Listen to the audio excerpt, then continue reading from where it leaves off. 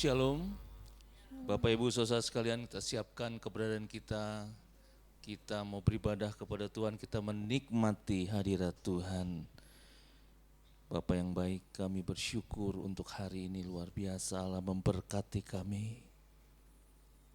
Terima kasih Tuhan. Kami menaikkan syukur hanya kepadamu. Kami mau menyembah sujud hanya kepadamu Tuhan. Di hadapan tahta kemuliaan-Mu, biar kami tinggikan dan kami agungkan selamanya. Haleluya, haleluya, haleluya.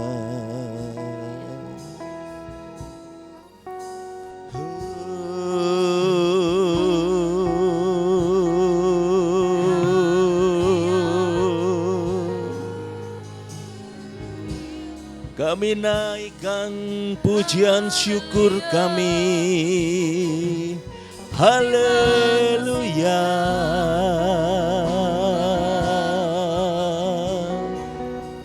Haleluya.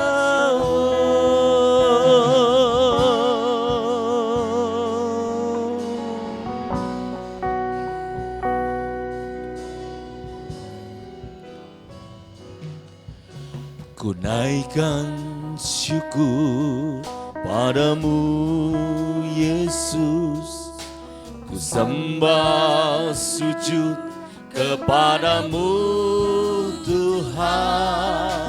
Di hadapan tahta kemuliaan-Mu, ku tinggikan, ku agungkan selamanya.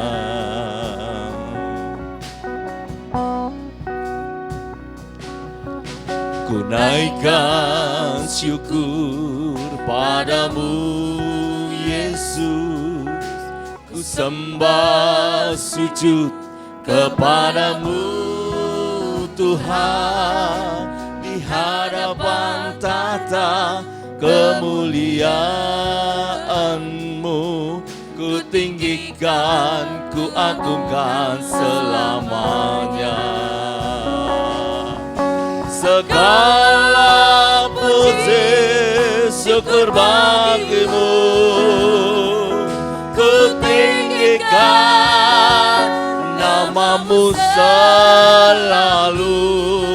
Kemuliaan hanya bagimu, terpujilah namamu. Segala puji, segala puji syukur bagimu, ku tinggikan namamu selalu.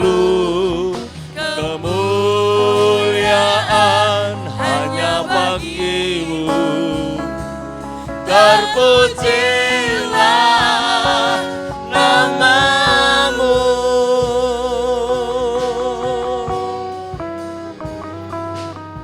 Ku naikkan syukur padamu Yesus, ku sembah sujud kepadamu Tuhan.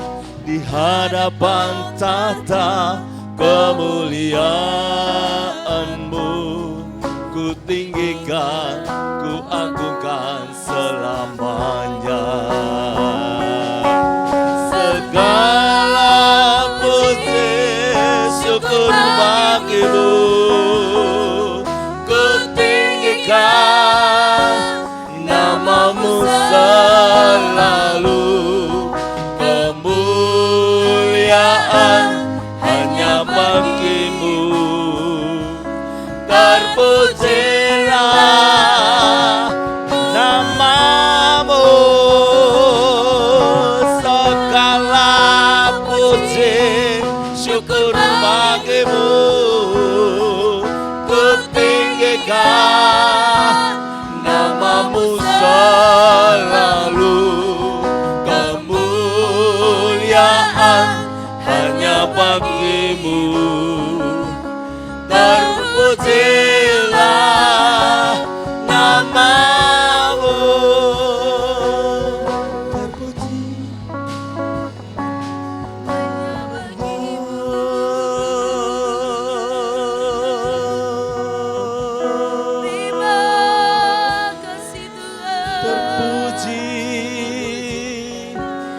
terpuji namamu.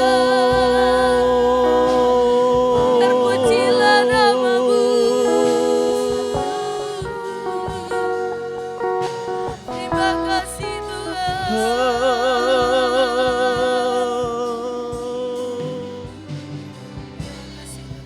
Dengan apa kan ku balas segala kebaikanmu? Segenap hatiku menyembahmu Yesus, ku bersyukur padamu. Dengan apa kan ku balas segala kebaikanmu? Segenap hatiku menyembahmu Yesus, ku bersyukur padamu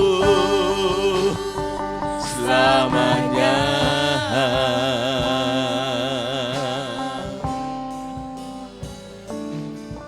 Kau Allah yang setia,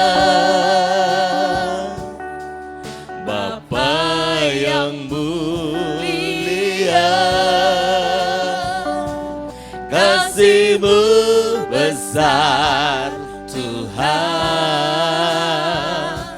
Kau pulihkan hidupku, Kaulah harapanku, hidupku dalam-Mu. Terima kasih Tuhan, Kau selamatkan hidupku. Dengan apa kan ku balas segala kebaikanmu? Segenap hatiku menyembahmu Yesus, ku bersyukur padamu. Dengan apa kan ku balas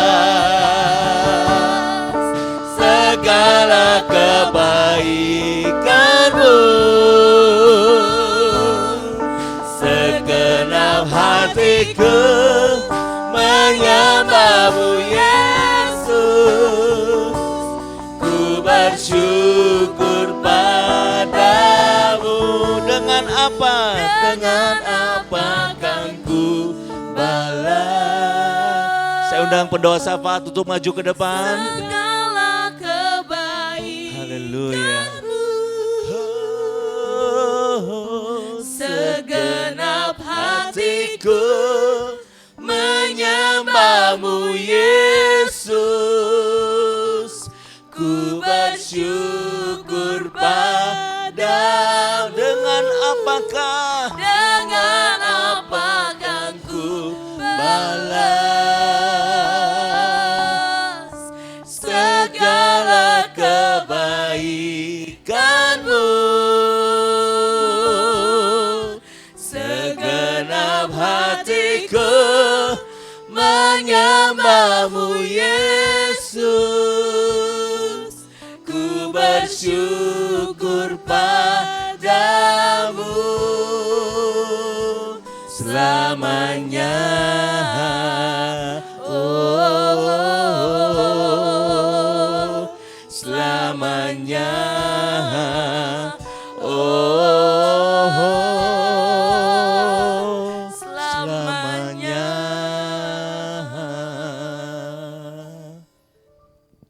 Mari kita satu berdalam doa. Tuhan Yesus, terima kasih Tuhan untuk sepanjang hari ini. Sekarang kami berdoa untuk bangsa Indonesia. Tuhan, supaya bangsa Indonesia ini bisa maju, bisa menjadi berkat kepada bangsa yang lain, dan bisa memuji kepada Tuhan.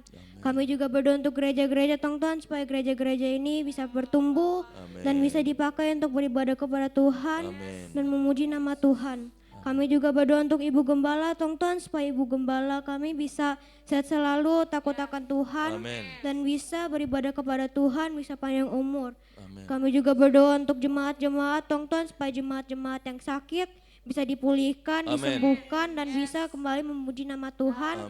Dan untuk jemaat-jemaat yang hadir Tuhan, supaya jemaat-jemaat yang hadir bisa beribadah kepada Tuhan, memuliakan nama Tuhan dengan sungguh-sungguh. Kami juga berdoa untuk anak-anak Tuhan, supaya anak-anak yang di lingkungan yang kami tinggal bisa sehat, kuat, dan bisa beribadah kepada Tuhan.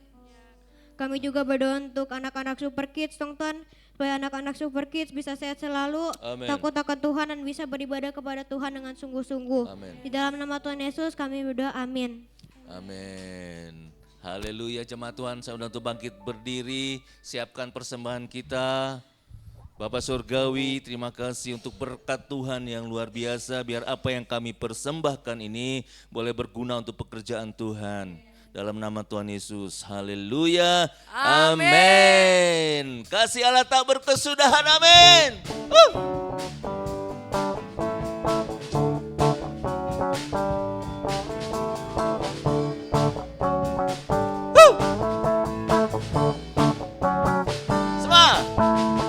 Kasih Allah tak berkesudahan, selalu baru setiap hari.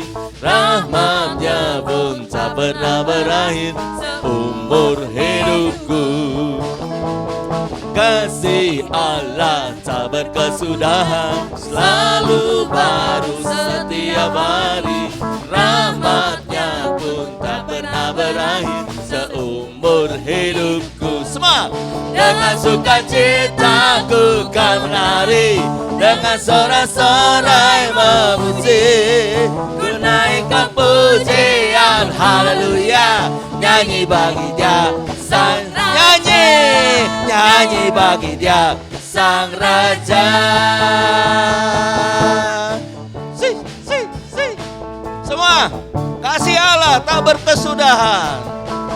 Kasih Allah tak berkesudahan, selalu baru setiap hari. Rahmatnya pun tak pernah berakhir seumur hidupku. Dengan sukacita aku kan menari, dengan sorak-sorai memuji. Tetap bangkit berdiri, pujian, haleluya. Nyanyi bagi Dia sang Raja, nyanyi bagi Dia sang Raja. Dengan sukacita aku kan menari, dengan sorak-sorai memuji, ku naikkan pujian, haleluya. Nyanyi bagi Dia sang Raja, nyanyi bagi Dia sang Raja selamanya. Hari ini harinya Tuhan, amin.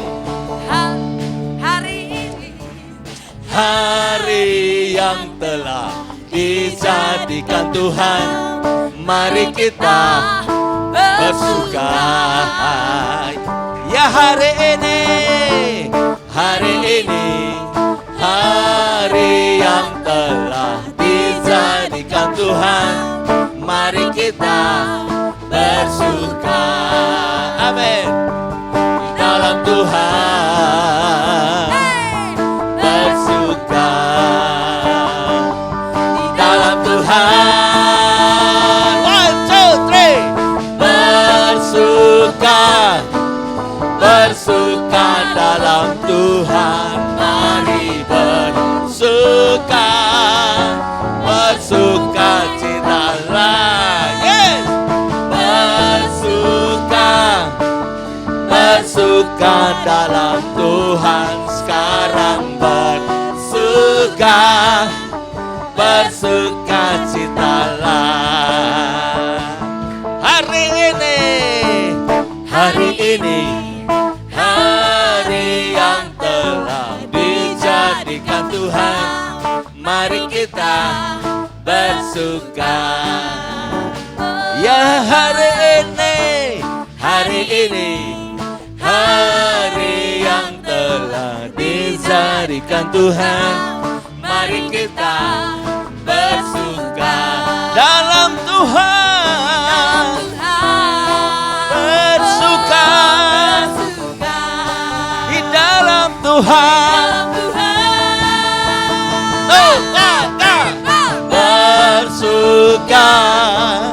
bersuka dalam Tuhan, mari bersuka, bersuka citalah, bersuka dalam Tuhan, sekarang bersuka citalah, dan memuji Tuhan semua. Bersuka, yes, bersuka dalam Tuhan, mari bersuka, bersuka citalah, bersuka dalam Tuhan, sekarang bersuka citalah, bersuka, yes, yes, bersuka dalam Tuhan, mari bersuka, bersuka citalah, bersuka dalam Tuhan, sekarang bersuka, sekarang bersuka,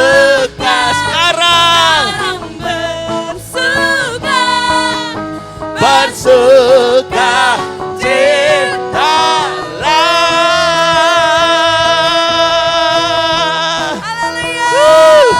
Haleluya. Tetap berdiri. Coba colek kiri kanannya. Aku bersuka, katakan. Aku bersuka. Haleluya. Amin. Haleluya. Kita lebih dari pemenang. Amin. Yes. Katakan dengan iman, kita lebih dari pemenang. Yes.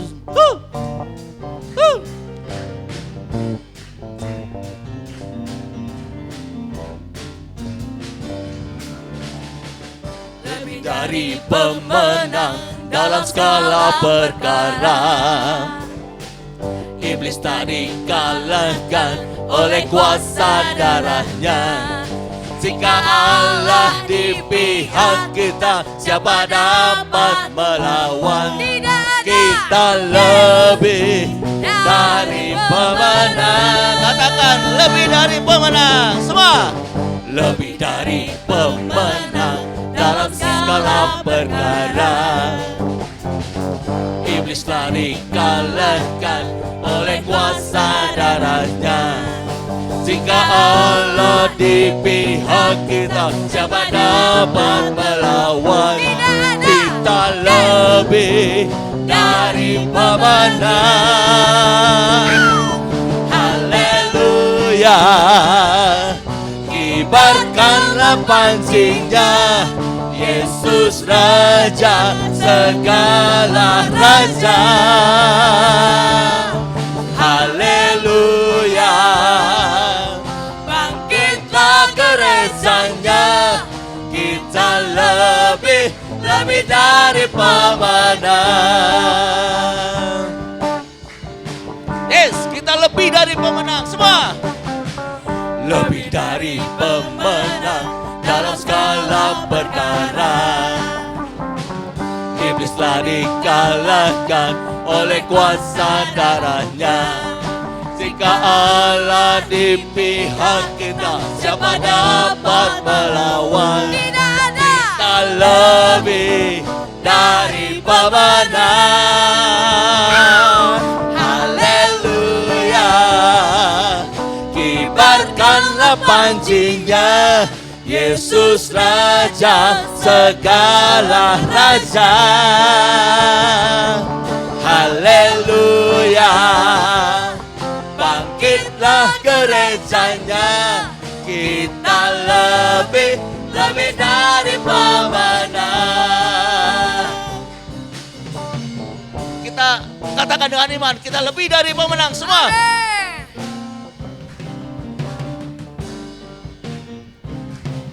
Kita lebih dari pemenang. Kita lebih dari pemenang. Kita lebih dari pemenang.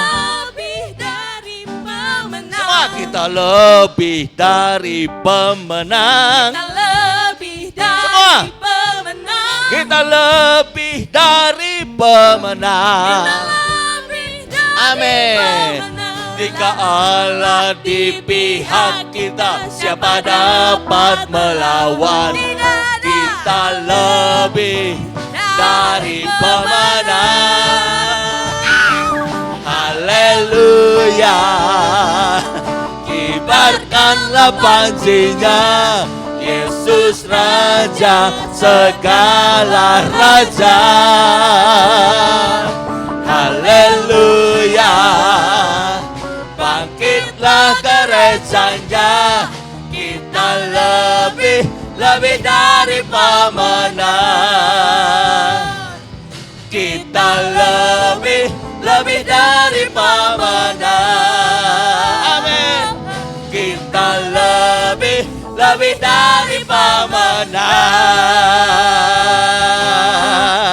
Haleluya. Haleluya, silakan duduk Bapak Ibu. Puji Tuhan. Haleluya. Lebih lagi kita siapkan keberadaan kita untuk kita menerima firman Tuhan. Yesus, hanya Engkau yang menjadi andalan bagi kami. Melebihi siapapun. Dan hanya Engkau yang kami percaya Tuhan. Di segala waktu. Sungguh hanya Engkau saja yang kami andalkan. Yesus. Ku perlu Engkau Yesus. Haus jiwaku menantikanmu. Ku percaya Kau penuh pengharapanku di dalam-Mu. Ku perlu Engkau Yesus, haus jiwaku menantikan-Mu. Ku percaya Kau penuh pengharapanku di dalam-Mu. Yesus, hanya Kau yang ku andalkan, melebihi siapapun juga. Yesus, hanya Kau yang ku percaya, di setiap waktu tiada lain yang ku andalkan selain Kau, Yesus.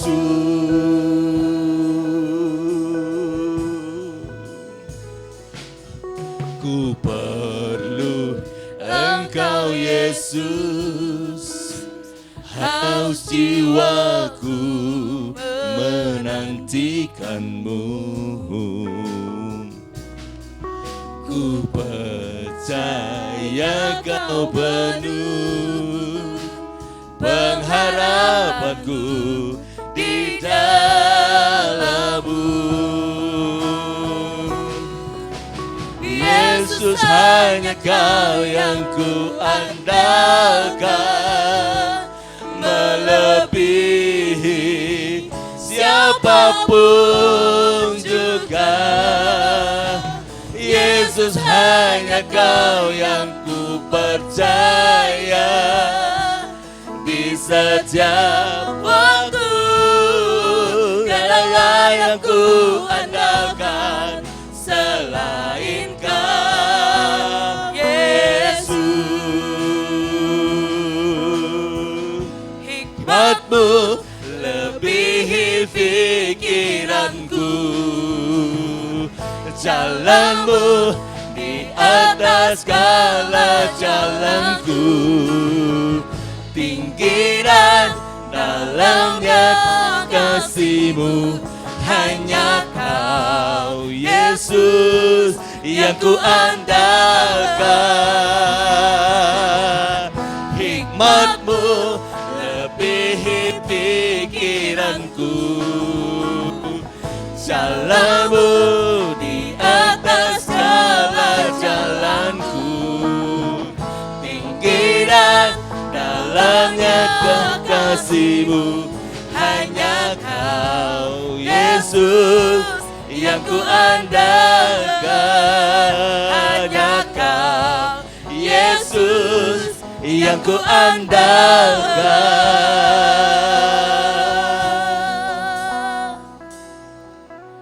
Yesus, hanya Kau yang ku andalkan, melebihi siapapun juga. Yesus, hanya Kau yang ku percaya, di setiap waktu tiada yang ku andalkan selain Kau. Yesus, hanya Kau yang ku andalkan, melebihi siapapun juga. Yesus, hanya Kau yang ku percaya, di setiap waktu tiada yang ku andalkan selain Kau.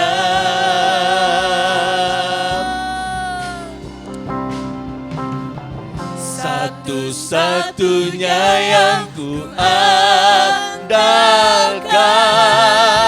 satu-satunya yang ku percaya,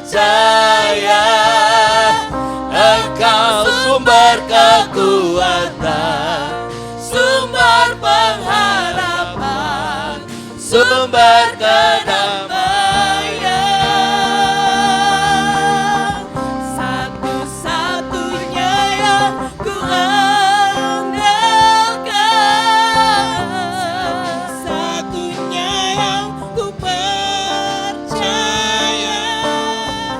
Engkau Tuhan memberkati, Tuhan penyembuhku, Tuhan pemulihku.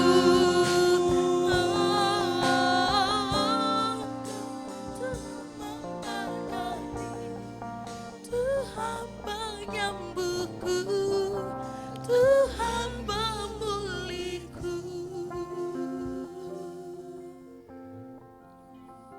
Sidang jemaat yang kekasih, sebelum kita mendengarkan firman Tuhan, mari kita berdoa terlebih dahulu. Kami panjatkan syukur dan terima kasih kepada Tuhan, karena Tuhan masih memberikan umur panjang kepada kami satu persatu, keluarga kami dan warga jemaat.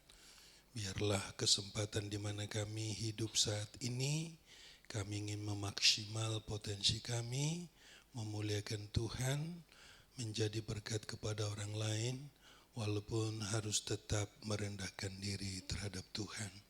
Sebentar lagi kami akan dengarkan firman-Mu, urapi hamba-Mu yang akan menyampaikannya, berkati seluruh sidang jemaat yang mendengarkannya, dan juga semuanya menjadi kemuliaan dan kebesaran akan nama Tuhan. Izinkan firman-Mu terus menerus menjadi dasar dan pedoman di dalam kehidupan kami saat kami menjalani hari-hari kami. Pada suatu saat nanti Tuhan memanggil kami berkumpul bersama-sama dengan orang-orang kudus seluruh dunia dan sepanjang abad. Berfirmanlah Tuhan, karena kami telah siap dengar firman-Mu. Dalam nama Tuhan Yesus kami berdoa dan bersyukur. Sama-sama kita katakan, amin.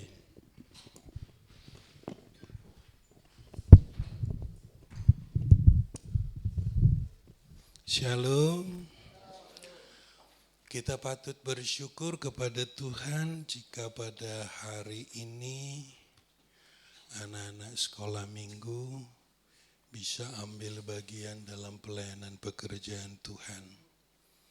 Walaupun dalam kehidupan sehari-hari mereka dipersepsi usia belasan tahun, kadang yang putri main karet gitu ya, yang putra main layangan, main HP, tetapi gereja kita kasih kesempatan kepada mereka untuk melatih diri untuk melayani pekerjaan Tuhan.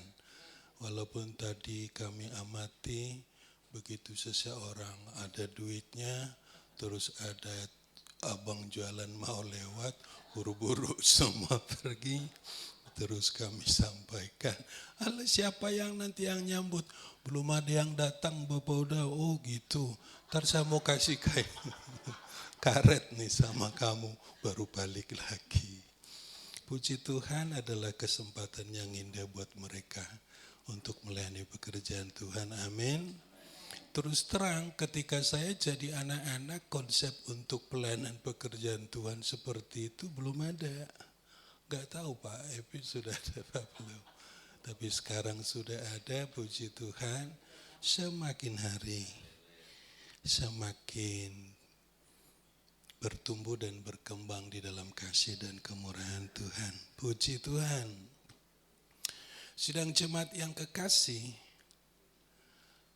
setiap kali kita membaca Alkitab dan setiap kali saya menyampaikan firman Tuhan, terlebih dahulu saya mempersiapkan diri dengan 4 hal. Hanya teknisnya saja, kalau di dalam pergumulan dan berdoa itu sudah pasti. Tetapi di dalam hal penafsiran ada 4 hal yang mesti saya persiapkan. Yang pertama, saya menentukan teks bacaan Alkitab yang harus saya baca. Kalau gereja kita sudah diberikan topik dan teksnya, itu adalah hal yang bagus. Yang dimaksud dengan teks itu adalah terdiri dari beberapa ayat Alkitab, bisa per topik, bisa per tema, dan bisa juga per pasal. Tetapi intinya memiliki satu kesatuan yang utuh, tidak terpecah-pecah satu dengan yang lain. Itu yang disebut dengan pendekatan tekstual. Yang kedua, saya harus mempelajari konteksnya. Konteks itu artinya sesuatu yang berkaitan pada saat firman Tuhan ini ditulis dulu dan di sana. Konteksnya apa? Gitu. Dulu dan di sana. Jadi konteks itu adalah sesuatu yang berkaitan, yang tidak terpisahkan. Jalan cerita, sejarah, fakta, itu tidak terpisahkan pada saat firman itu ditulis. Tidak bisa langsung ditarik dulu dan di sana tanpa mempelajari konteks. Terus kini dan di sini gitu nggak bisa. Kita tidak akan mendapatkan firman Tuhan yang utuh dan baik dan mendasar. Apalagi mengkhotbahkan firman Tuhan itu loncat-loncat, ambil ayat sana, ambil ayat sini. Gitu enggak bagus, itu tidak disarankan bagi seorang guru agama maupun hamba Tuhan yang mempersiapkan khotbah. Karena mengapa? Kalau ambil sana seayat, ambil sini seayat, itu nanti bisa memanipulasi ayat-ayat Alkitab hanya berdasarkan kemampuan si pengkhotbah itu sendiri. Padahal kita untuk mentafsirkannya itu kita harus meminta kepada Tuhan supaya Tuhan mengeluarkan firman Tuhan yang asli dari dirinya sendiri, dari pemikiran Tuhan sendiri, bukan dari pemikiran pengkhotbahnya. Yang ketiga, pemaknaan, memaknai ayat-ayat Alkitab itu. Dimaknai berdasarkan konteks yang ada. Semua ayat Alkitab itu diturunkan oleh Tuhan bukan pada ruang hampa yang kosong. Tapi ada jalan ceritanya, ada peristiwanya, ada orang-orangnya, ada situasi dan kondisinya pada saat firman Tuhan itu ditulis atau diturunkan.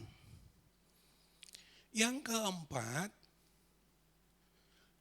baru relevansi, refleksi, atau maknanya untuk kita sekarang dan nanti. Jadi teks, konteks, pemaknaan, dan relevansi. Coba dengan hormat seluruh sidang jemaat sama-sama saya untuk mengatakannya. Keempatnya ya, teks, konteksnya, pemaknaan, dan relevansi. Itu. Sehingga saya berkhotbah saat ini menggunakan model yang itu yang saya sampaikan tadi. Teks, konteks, pemaknaan, dan relevansi. Kita buka sama-sama Alkitab kita yang tertulis dalam Daniel 1 ayat 17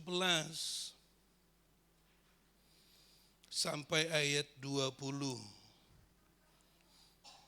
Bapak Ibu yang telah keburu melaksanakan renungan pagi, tadi pagi, ini telah disampaikan oleh Vikaris, Saudari Michelle. Kalau Vikaris itu sebelum pendeta Bapak Ibu. Vikaris Saudari Michelle dalam renungan pagi. Ini teksnya Daniel 1 ayat 1 sampai 21, walaupun yang kita baca 17 sampai ayat yang ke-20. Apa sidang jemaat sudah mendapatkannya? Amin.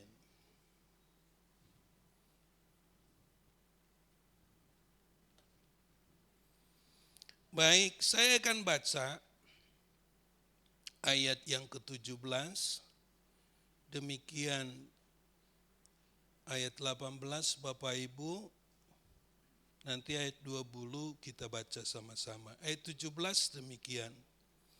Kepada keempat orang muda itu, Allah memberikan apa? Pengetahuan dan kepandaian tentang berbagai-bagai tulisan dan hikmat. Sedang Daniel juga mempunyai pengertian tentang berbagai-bagai penglihatan dan mimpi.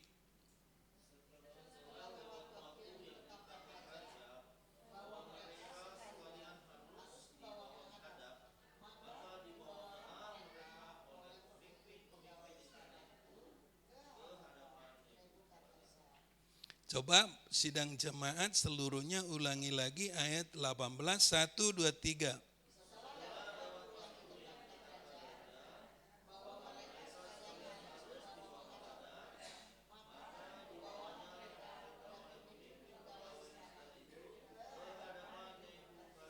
Iya, raja bercakap-cakap dengan mereka dan di antara mereka sekalian itu tidak didapati yang setara dengan Daniel, Hananya, Mishael, dan Asaria, maka bekerjalah mereka itu pada raja.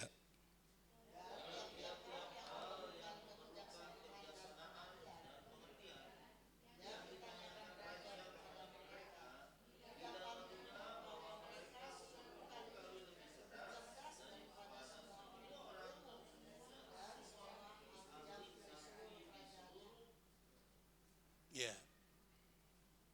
itu ayat Alkitab, teks Alkitab yang sudah kita baca. Mungkin operator bisa bantu saya kali karena nggak bisa ini. Oh ya bisa ya, apa?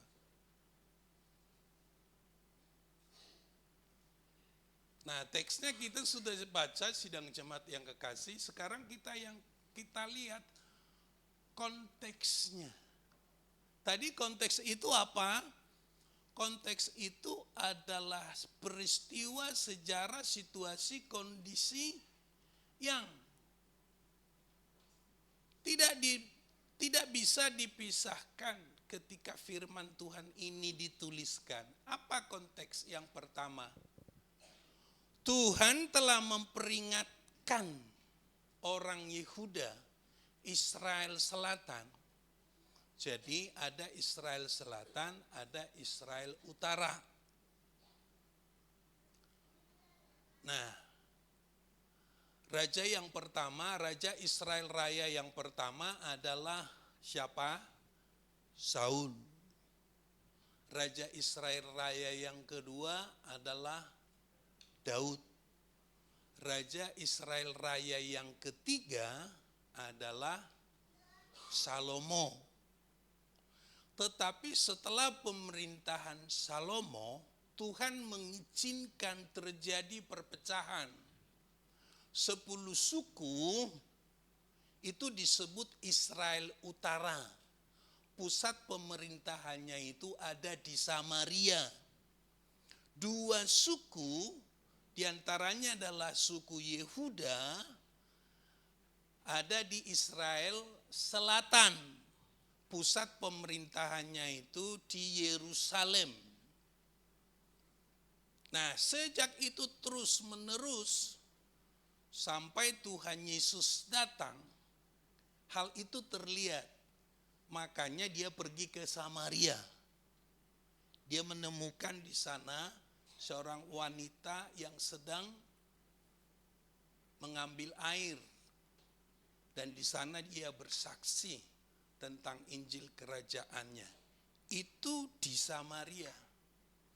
Sementara Yeremia sudah berkali-kali menyampaikan firman Tuhan, bahkan di dalam Alkitab disebutkan sampai 23 tahun. Tuhan sudah menasehatkan orang-orang yang ada di Israel Selatan supaya meninggalkan dewa-dewanya. Tidak menduakan Tuhan. Bahkan anak-anak mereka pun dipersembahkan dan dibakar, bahkan dimakan. Itulah kekejian yang menyebabkan orang-orang Israel Selatan yang ada di Yehuda itu dibuang dia ke Babel selama berapa? 70 tahun. Jadi kisah ini, firman Tuhan ini dituliskan, mereka itu ada di Babel. Itulah konteksnya. Jika ada orang Kristen atau hamba Tuhan ingin menjelaskan firman Tuhan ini di luar konteks itu, nanti akan dikhawatirkan terjadi penyimpangan makna. Jadi sekali lagi konteksnya, orang Israel yang ada di selatan itu dibuang dia ke Babel. Ada di sini hal yang perlu kita catat. Apa yang perlu kita catat pada pembuangan Babel 70 tahun ini? Babel dibandingkan Yerusalem ketika itu Yerusalem tidak ada apa-apanya. Yerusalem adalah kota yang kecil, sederhana, sering terjadi kelaparan, pemerintahannya gonta-ganti, dan penyembahan berhala yang terus-menerus mereka lakukan. Itulah Yerusalem ketika itu. Tetapi Babel adalah pemerintahan yang besar. Pemerintahannya kuat, ekonominya kuat, pertahanannya kuat. Dia Tuhan izinkan menjadi pemerintah untuk memerintah seluruh bumi yang disebut dengan Nebukadnezar. Kalau begitu, bangsa dari kota yang sepi, lemah, cocok enggak disebut dibuang ke negara Babel yang besar? Enggak cocok. Kalau begitu ini apa artinya? Jikalau orang Israel Yehuda itu dibuang. Dibuang di sini artinya bukan secara jarak antar negara yang satu dengan yang lain, bukan. Tetapi dibuang di sini artinya apa? Dibuang dari hadapan Allah. Ini yang sangat mengkhawatirkan.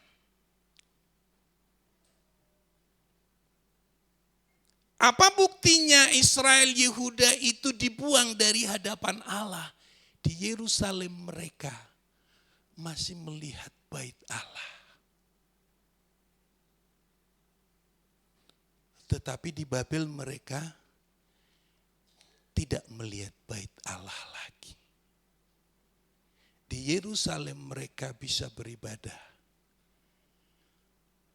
Kebanggaan mereka adalah bait Allah. Tetapi di Babel mereka tidak beribadah sebebas mereka ada di Yerusalem. Jadi dibuang bukan antar negara, tetapi dibuang dari hadapan Allah. Ini yang sangat menakutkan saya.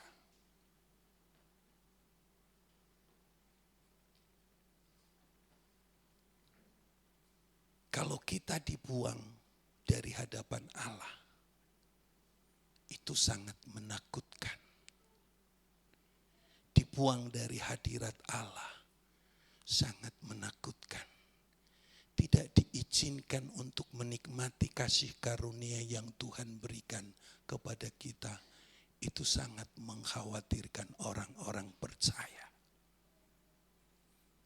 Hari Jumat lalu saya berkhotbah terhadap anak-anak SMA, saya katakan, kalau kamu dihukum di sekolah, dari sekarang kamu belajar. Setelah kamu dihukum karena kamu terlambat, kamu salam Bapak Ibu gurunya. Kamu katakan apa? Terima kasih, saya sudah dihukum. Sebab apabila kamu nyontek 1 kali, 2 kali, 3 kali, tidak ketahuan. Terus kamu bangga, nilaimu tinggi, nyontekmu kamu guru tidak tahu, terus kamu bangga. Ingat bahwa Tuhan sudah tidak sayang lagi sama kamu. Karena orang yang ditegur itu, ada orang yang dikasih itu menurut kitab Wahyu, pasti apa? Dihajar dan ditegur. Oleh karena itu, ketika kita ditegur oleh Tuhan, bersyukurlah. Itu artinya Tuhan masih mendekap kita, amin. Tuhan tidak membuang kita dari hadirat Tuhan. Konteks yang kedua, sidang jemaat yang kekasih. Tapi sebelum berlalu, sidang jemaat yang kekasih, ini konteks. Itu konteksnya. Coba kita baca Yeremia 14:11. 11 dan 12. Pak Epi, hambanya tolong bantu. Kita sekarang nih konteks ya, Yeremia 14, 11, 12.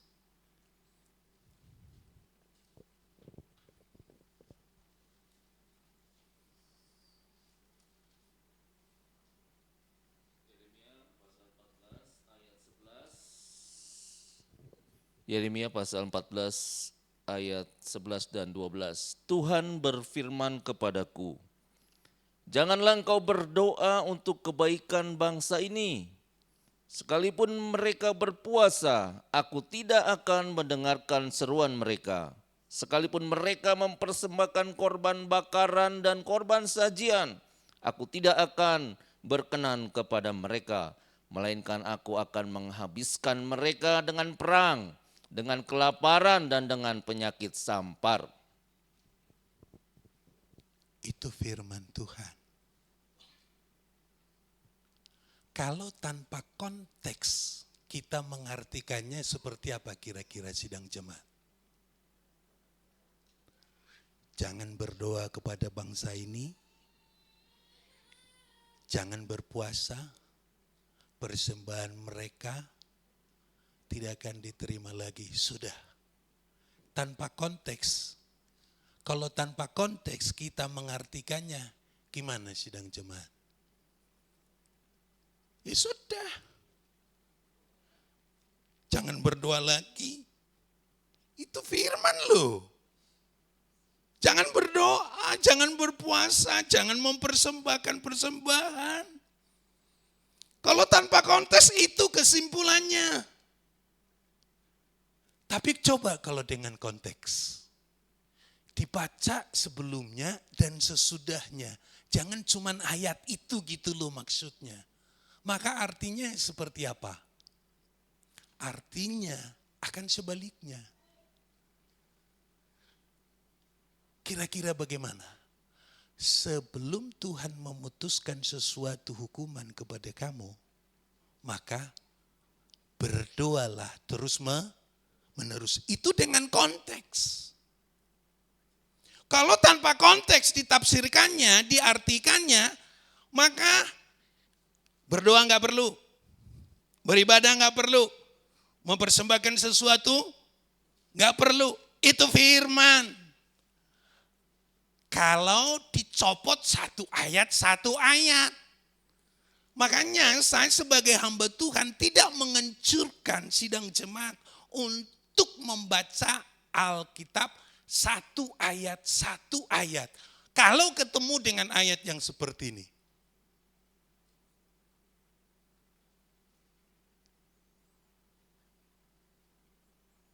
Jangan berdoa, jangan berpuasa. Itu kalau satu ayat. Tapi kalau dibaca per konteks, sebelum dan sesudahnya, maka maknanya sangat berbeda. Maknanya apa? Sebelum jatuh ke dalam pencobaan, berdoalah terus menerus. Itu artinya. Itu dengan konteks. Yang ketiga sidang jemaat yang kekasih. Direkrut anak muda untuk memasuki pendidikan di IPNB.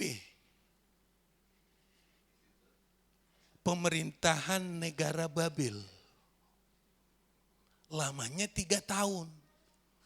Dan mereka adalah anak muda yang disempurnakan. Jangan ada cacat celah di tubuhnya. Mereka harus pintar, mereka harus cerdas. Kalau di Indonesia, ilmu pemerintahan dalam negeri IPDN. Kalau di sana, IPNB, ilmu pemerintahan negara Babel. 3 tahun. Dengan biaya negara. Itu konteksnya. Catatan, di luar pemahaman tentang konteks itu, dan di sana tidak akan mungkin kita bisa mengerti firman Tuhan secara benar. Oleh karena itu kita perlu belajar IPA. Ilmu pengetahuan Alkitab.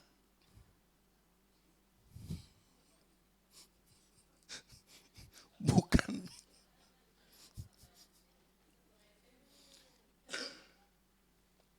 Ilmu pengetahuan Alkitab. Ada mata pelajarannya. Ada. Di mana? Di SDTK, SMPTK, SMTK. Ada ya Bu Serlia? Jadi sekarang Kementerian Agama, selain SD, khusus yang Kristen, ada SDTK. Sekolah Dasar Teologi Kristen. SMPTK. Sekolah Menengah Pertama Teologi Kristen. SMTK. Sekolah Menengah Teologi Kristen. Semua mata pelajaran diajarkan di sini sama seperti di SD, SMP, SMA. Tambahannya 4 mata pelajaran, yaitu diantaranya tadi 1 IPA. Ilmu pengetahuan Alkitab. Dan Alkitab saya sengaja saya pelajari yang ada IPA-nya. Agak berbeda Alkitab saya ini. Di sini kapan firman Tuhan itu ditulis, siapa yang nulis, tahun berapa, topiknya apa. Ada IPA-nya, ada konteksnya. Yang penasaran nanti, coba melihat Alkitab saya ini. Nanti kalau beli, coba beli yang seperti ini. Kalau tidak, nanti dibuatkan kurikulum. Supaya sekolah gereja kita itu, sekolah kita apa? SMK ya? Oh MSK.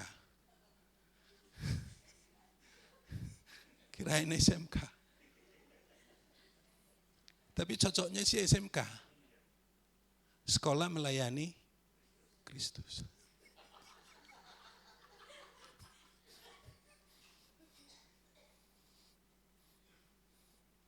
Cocoknya SMK.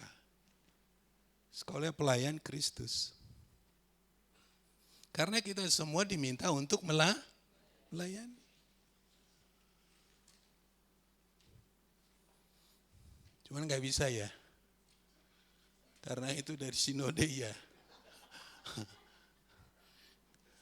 Kalau saya yang bikin kurikulum, saya akan tulis SMK juga.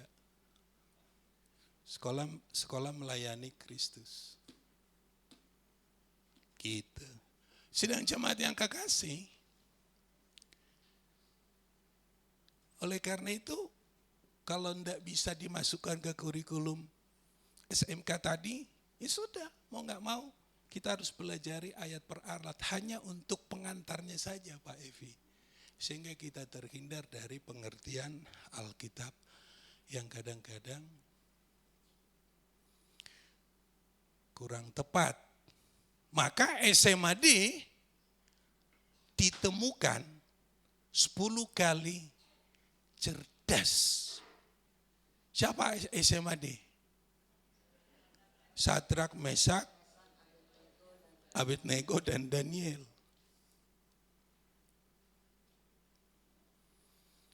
Nah sekarang kita lihat nih pemaknaan. Ayat 17. Coba kita baca ayat 17.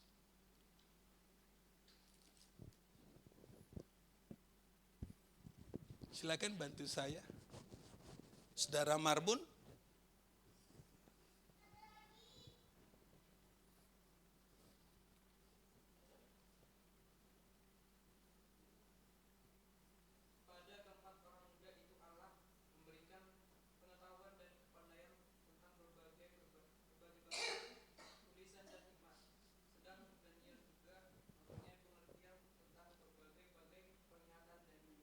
Ya. Kepada 4 orang itu, sidang jemaat yang kekasih, masyarakat Yehuda Yerusalem yang diboyong ke Babel itu lebih kurang 4.000. 4.000. Ada natsnya, nanti dicari di dalam Alkitab itu ada natsnya. 4.000 orang. Sementara masyarakat Babel ada berapa? 4 sampai 5 juta. 4.000 dan 5 juta. Tetapi kepada 4 orang ini diberikan kepintaran berapa kali lipat? 10 kali lipat.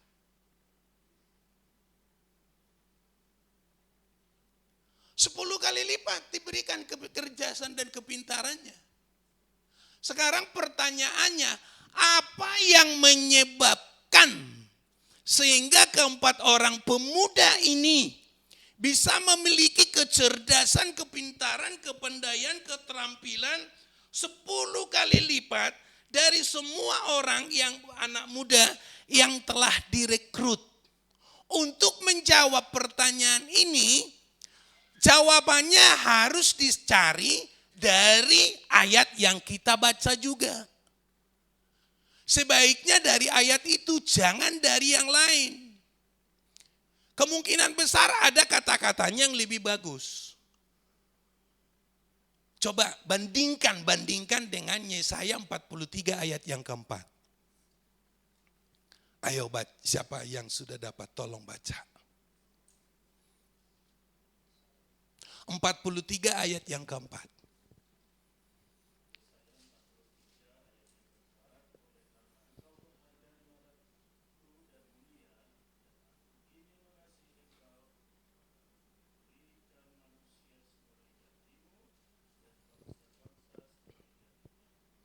Ya, semua firman itu bagus, amin. Apalagi ayat ini bagus. Oleh karena engkau berharga di mataku dan mulia dan aku ini mengasihi engkau, akan memberikan bangsa-bangsa sebagai gantimu. Oleh karena engkau 1, apa? Berharga. 2, mulia. 3, dikasihi. 4, kau akan bahkan ganti bangsa-bangsa. Bagus enggak? Tapi cocok enggak itu menjawab pertanyaan? Mengapa keempat orang itu diberikan kecerdasan yang luar biasa? Relevan tidak? Kontekstual tidak? Enggak. Kalau mau mempelajari firman Tuhan yang lebih murni, pertanyaan mengapa keempat orang itu mendapatkan kecerdasan 10 kali lipat dari masyarakat lainnya, jawabannya harus Daniel 1 ini. Gak boleh dari mana-mana. Amin. Ayat berapa?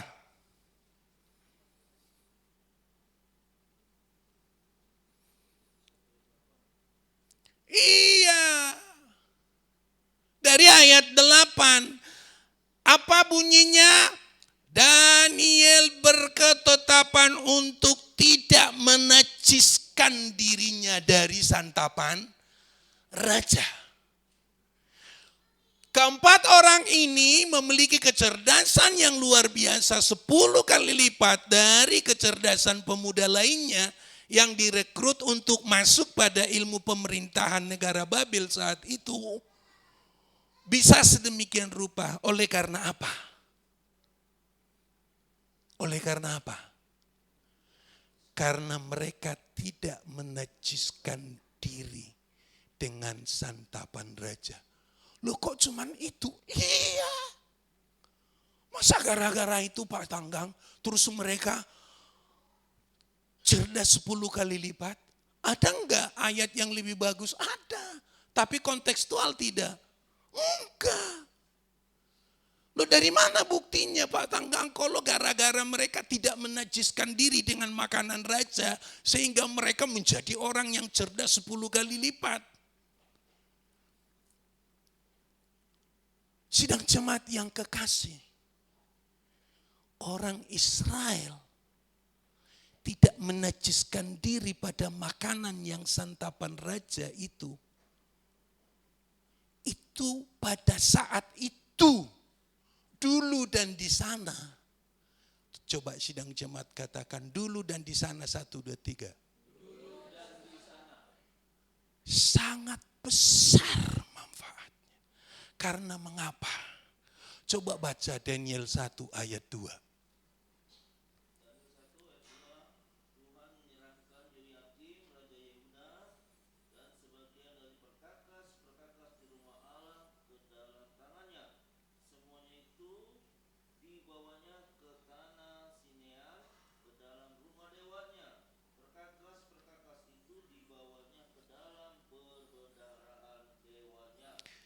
Yang perlu digarisbawahi, dicatat dan dibawa ke rumah siapa? Ke rumah siapa? Dewanya. Apa yang dibawa? Perkakas. Perkakas apa? Perkakas rumah Tuhan. Dibawa oleh Nebukadnezar. Setelah sampai di tanah Sinear, sampai di Babel, terus dibawa kemana? Dibawa kemana? Ke rumah dewanya. Maka semua makanan yang akan dimakan oleh masyarakat pada waktu itu harus dulu dipersembahkan kepada dewa. Masa Pak Sitanggang gara-gara tidak mau makan itu terus mereka lebih cerdas 10 kali lipat? Karena itulah tantangan iman orang-orang percaya yang paling besar pada saat itu. Amin.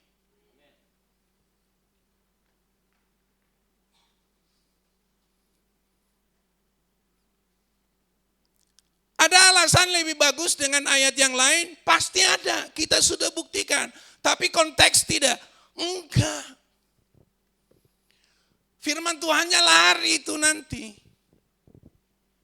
Tetapi yang ingin kita pelajari di sini ialah ini, sidang jemaat yang kekasih.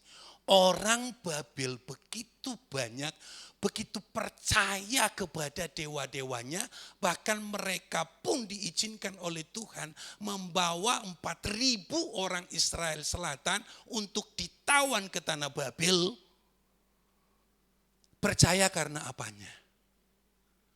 Ayo, percaya oleh karena kekuatan dewanya.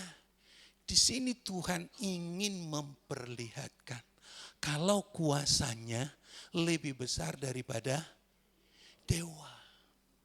Terus Daniel ngomong sama pengurus dapur tukang masaknya. Hai saudara, kami tidak mau makan makanan yang dilaburi. Tahu dilaburi? Bahasa Jawa dilabur artinya apa? Dicampur.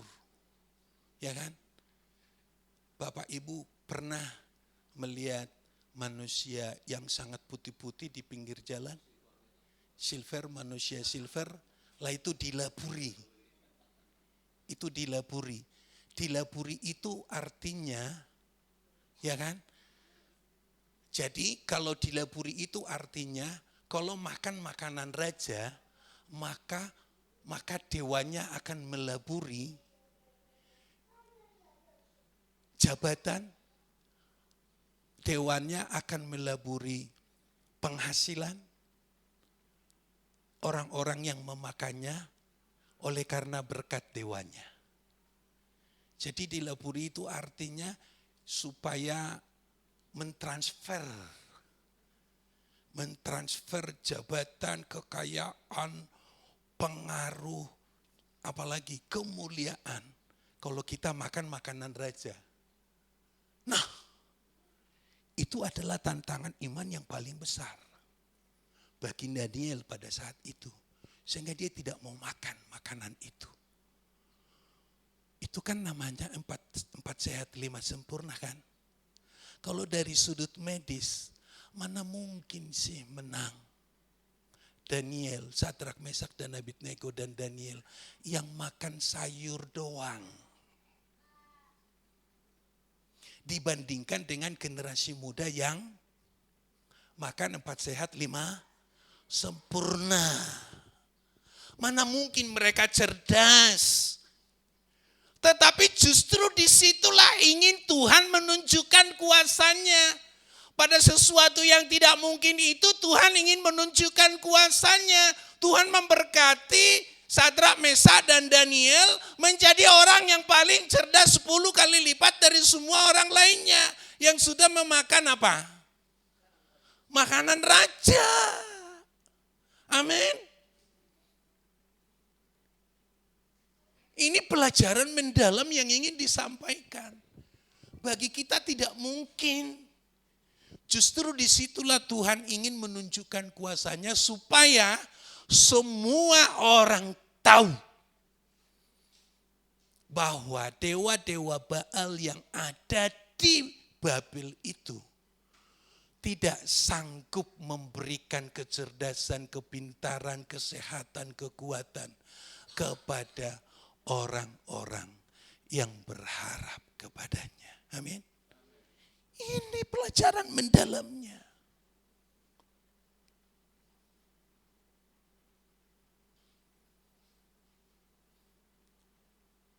Kalau dari sudut gizi, kesehatan gizi, yang makan 4 sehat 5 sempurna, saya masih mengingat. Dulu waktu saya kecil di kampung saya, kalau saya mau makan, mau minum susu, harus tunggu tahun baru.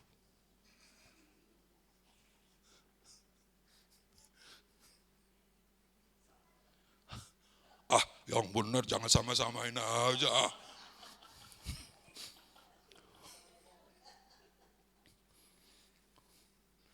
Terus naik tahun ajaran baru kayak begini.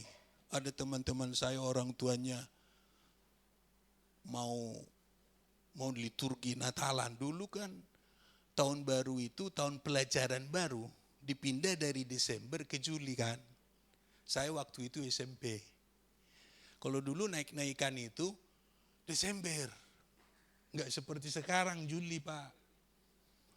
Nah, jadi orang tua mau beli paket baju dan juga paket Natal, dibelilah pramuka. Itu pun supaya tahan 3 tahun harus dibeli yang gedean. Jadi kita harus ngikat begini. Sidang jemaat yang kekasih, emang saya cerita mengada-ada? Enggak. Coba yang agak umur, yang ada ditanya di sini yang satu kampung sama saya. Enggak ada di antara mereka bisa minum susu 1 kali 1 bulan gitu tuh, enggak ada itu. Pasti tahun baru. Itu pun hanya putihnya doang ditambahin dengan gula yang banyak. Kalau bukan Tuhan yang pimpin hidup kita, terus sampai di Jakarta ikut tes.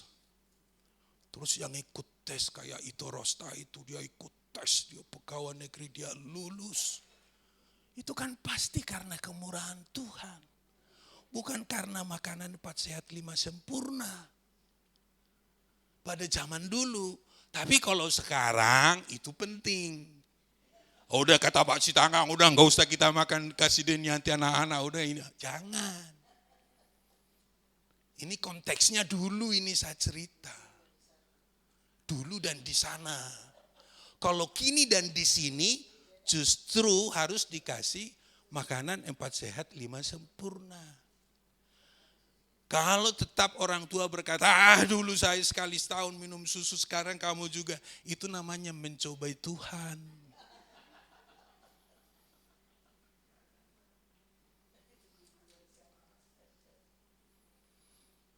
Jadi sekali lagi, mengapa Tuhan itu memberikan kecerdasan yang begitu hebat luar biasa kepada Sadrak, Mesak, dan Abednego hanya karena makan sayur, supaya Tuhan ingin berkata bahwa Tuhan itu penuh kuasa. Dewa-dewa tidak ada apa-apanya. Itu yang ingin Tuhan sampaikan. Amin. Tuhan itu maha mulia. Bahwa segala sesuatu itu dewa-dewa itu enggak ada apa-apanya. Amin. Nah sekarang yang terakhir. Relevansi.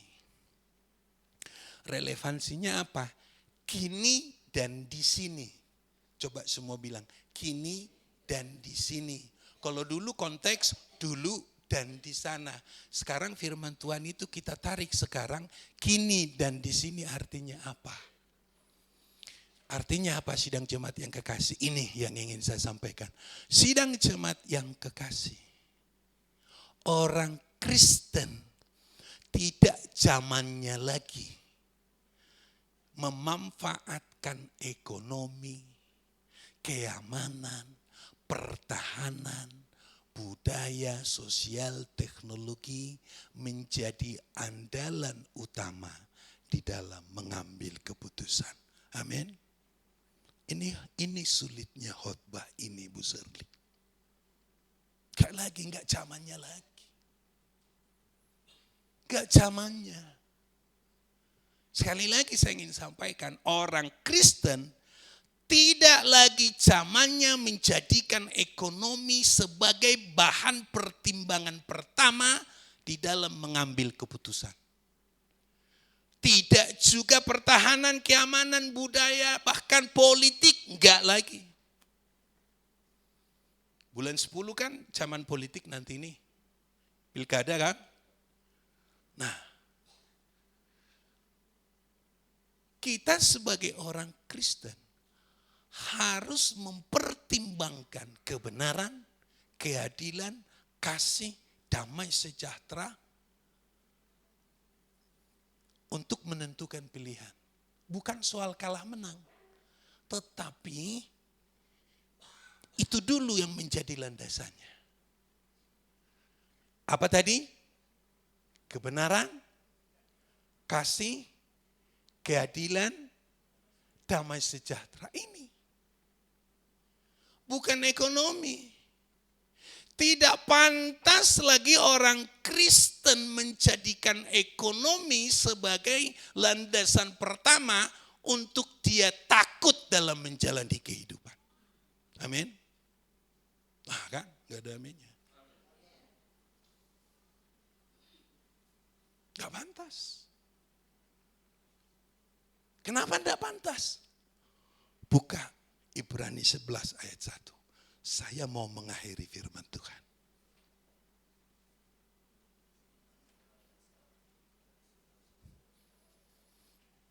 Coba. Ibu Mantiana coba baca. 11 ayat 1. Jangan lagi menjadikan ekonomi sebagai sumber ketakutan. Enggak lagi. Tetapi sebagai orang Kristen, apa?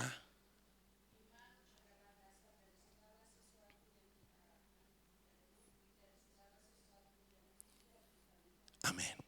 Jadi apa dasarnya? Iman. Alkitab tidak pernah mengatakan bahwa landasan utama di dalam pengambilan keputusan adalah ekonomi, adalah apa, adalah kebudayaan, adalah kekuatan, adalah politik. Enggak. Kalau mau serius loh. Alkitab katakan apa? Iman adalah dasar.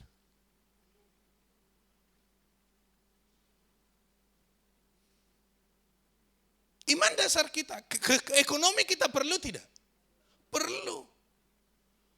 Stabilitas, keamanan, pertahanan perlu tidak? Perlu. Tapi apa semuanya itu lebih penting dari iman? Enggak.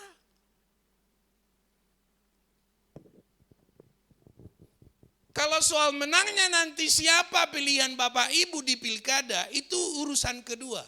Tetapi terapkan dulu apa? Kebenaran, kasih, kejujuran, dan damai sejahtera. Itu. Jangan sampai nanti kita menyesal tidak menerapkan ini. Kalaupun pilihan kita itu nanti tidak menang, itu seizin Tuhan. Tetapi bagi kita tidak ada peluang untuk menyesal karena kita tidak menerapkan prinsip-prinsip Alkitab di dalam menentukan pilihan. Termasuk juga di dalam apa? Pemilihan jabatan, pemilihan mobil, pemilihan RT RW, pemilihan apa di dalam pengambilan keputusan. Saya berangkat atau tidak, saya kuliah atau tidak, saya kerja atau tidak.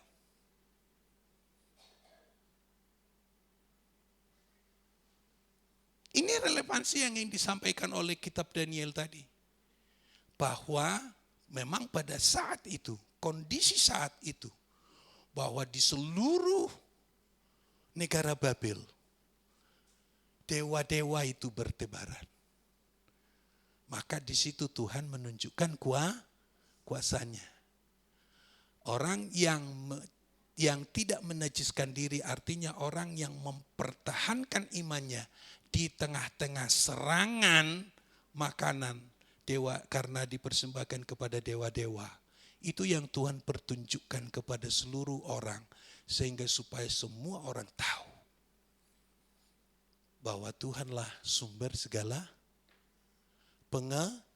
pengetahuan, hikmat dan didikan. Kiranya Tuhan memberikan kesehatan, kekuatan, hikmat dan akal budi kepada kita dalam mempelajari firman-Nya sehingga sementara kita mempelajari firman Tuhan, kita tidak tergelincir kepada enak-enaknya kehidupan kita untuk melakukan sesuatu, tetapi kita hendaknya berpedoman kepada firman itu sendiri dalam mempelajarinya. Kiranya Tuhan memberikan kekuatan kepada kita masing-masing untuk mempelajari firman-Nya. Mari kita bangkit berdiri. Amin untuk firman Tuhan.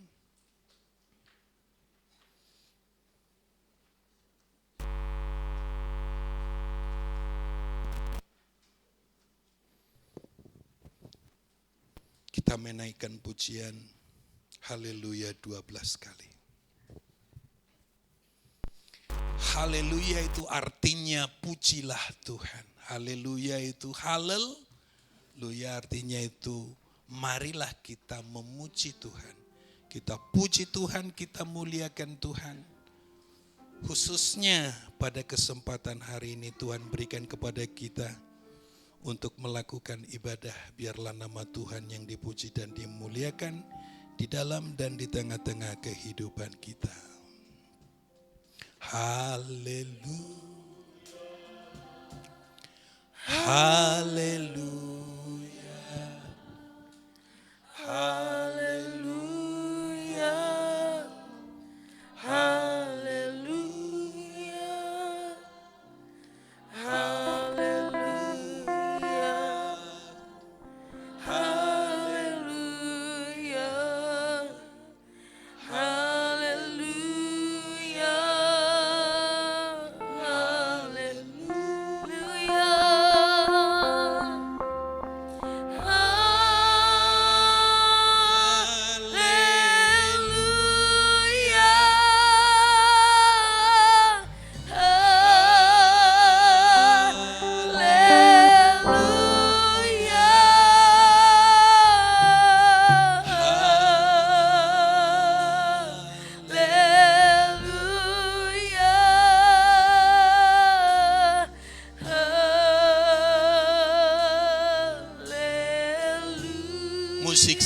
Musik saja. Sidang jemaat yang kekasih, melalui firman Tuhan yang disampaikan tadi, Tuhan hendak mengatakan kepada Raja Nebukadnezar bahwa Tuhan jauh lebih unggul dari dewa-dewa mereka. Tuhan ingin mengatakan kepada seluruh masyarakat Babel bahwa Tuhan mengatasi semua dewa-dewa yang ada di sana. Dan Tuhan juga ingin mengatakan 4.000 orang Israel yang ada di Babel termasuk Sadrak, Mesak, Abednego dan Daniel. Percayalah kepada Tuhan. Kalaupun kamu hanya makan sayuran, dibandingkan dengan kelengkapan pada saat itu dari meja makan raja. Tuhan ingin menyatakan kuasanya, bahwa Tuhan mampu memberi kecerdasan. Begitu juga dengan kehidupan kita. Mari kita percayakan seluruhnya kehidupan kita kepada Tuhan, mengatasi dewa-dewa atau ilah-ilah yang terdapat pada zaman ini. Kita puji Tuhan ini sekali lagi.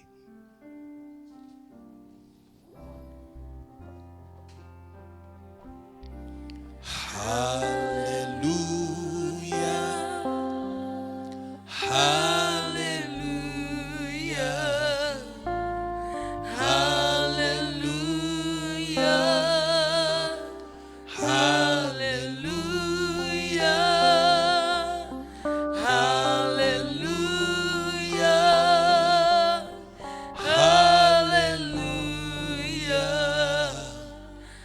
haleluya,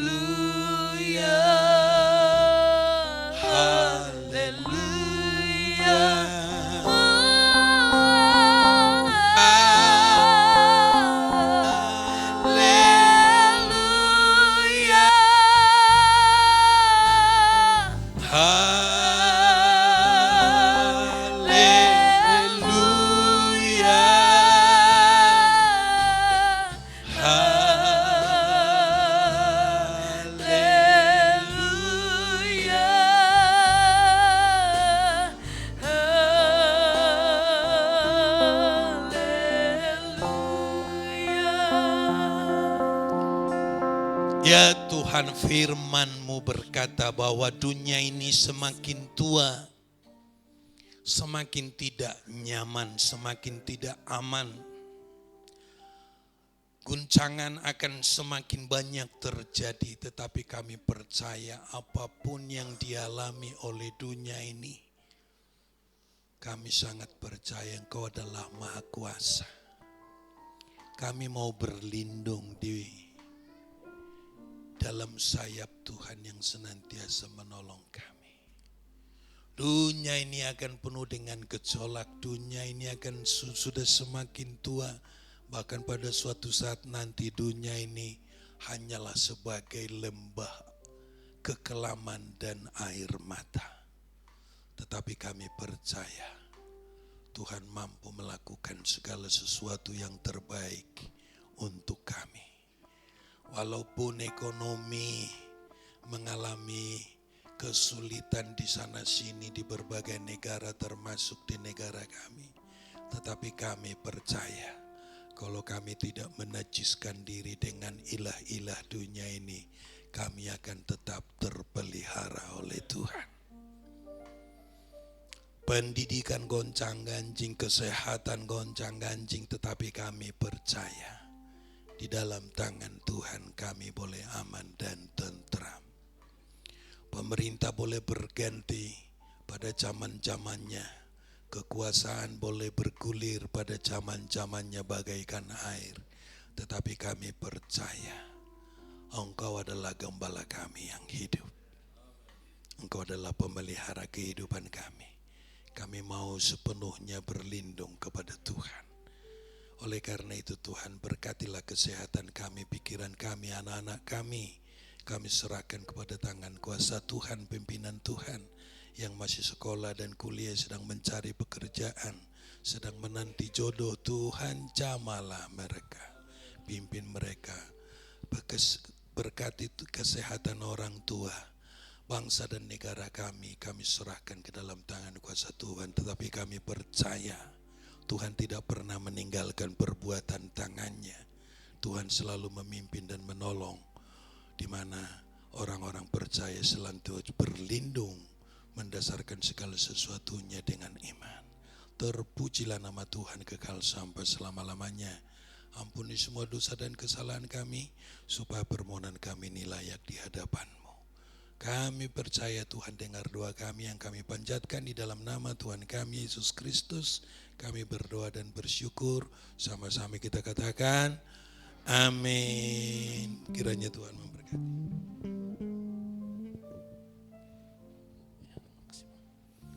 Oke Bapak Ibu, silakan duduk. Hari ini kita melihat bahwa anak-anak kita sudah dilibatkan dalam pelayanan. Luar biasa. Lu beri apresiasi untuk anak-anak kita. Jadi bagi Bapak Ibu, saudara-saudara sekalian, kalau ada anak atau tetangga yang masih anak-anak didorong untuk sekolah minggu. Amin, itu penting. Kita sedang mempersiapkan pemimpin-pemimpin di masa depan. Amin. Luar biasa pelayanannya anak-anak sekolah minggu. Sekali lagi terima kasih kepada Bapak Pendeta Saryaman Sitanggang yang sudah luar biasa memberkati kita. Coba saya mau lihat seberapa kita diberkati oleh Tuhan. Coba lambaikan tangannya, haleluya. Luar biasa tadi ya, teks, konteks, pemaknaan dan relevansi. Betul itu. Itu berapa SKS itu? Ya. Luar biasa. Terasa kita di sekolah teologi hari ini. Luar biasa, sangat memberkati kita. Oke, saya undang kembali untuk bangkit berdiri, kita tamatkan ibadah kita. Kami memuji kebesaran-Mu. Haleluya.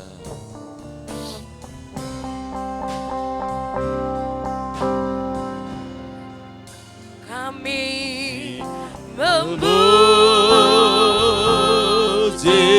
kebesaran-Mu. Ajaib Tuhan,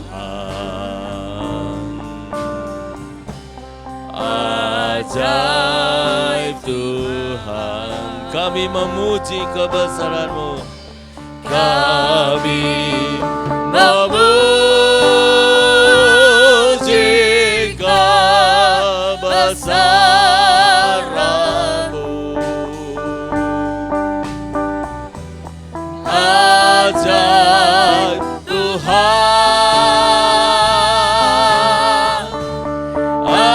ajaib Tuhan,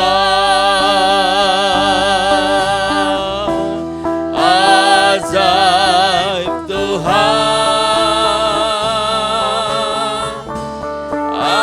ajaib Tuhan.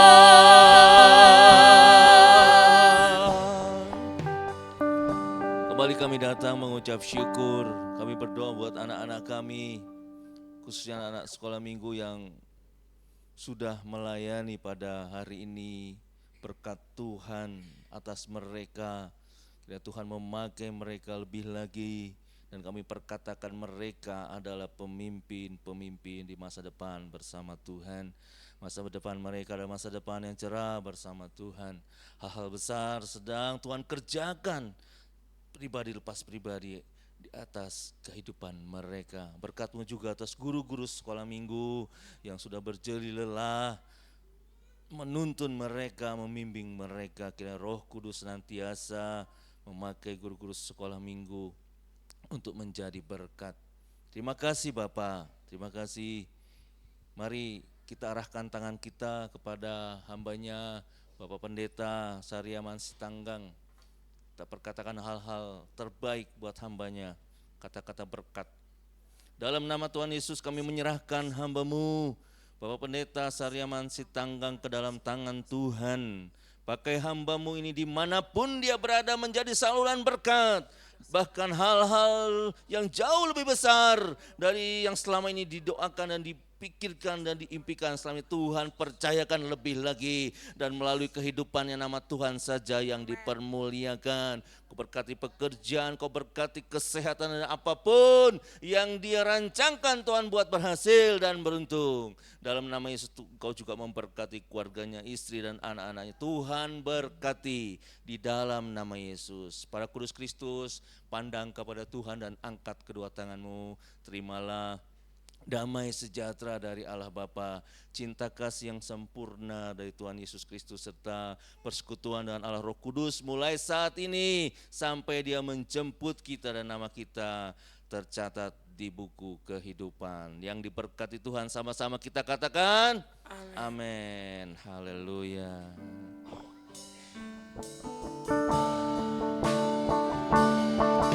Urapilah kami Tuhan, menjalankan visi dan misimu, menjadi gereja yang sehat, kuat dan bertumbuh. Hidup menjadi jemaat yang berkenan kepada Allah, menjadi jemaat yang berfungsi sebagai garam dan terang dunia. Pakai kami Tuhan, GBI Gading Serpong, untuk menggenapi rencanamu, untuk menggenapi rencanamu, untuk menggenapi rencanamu.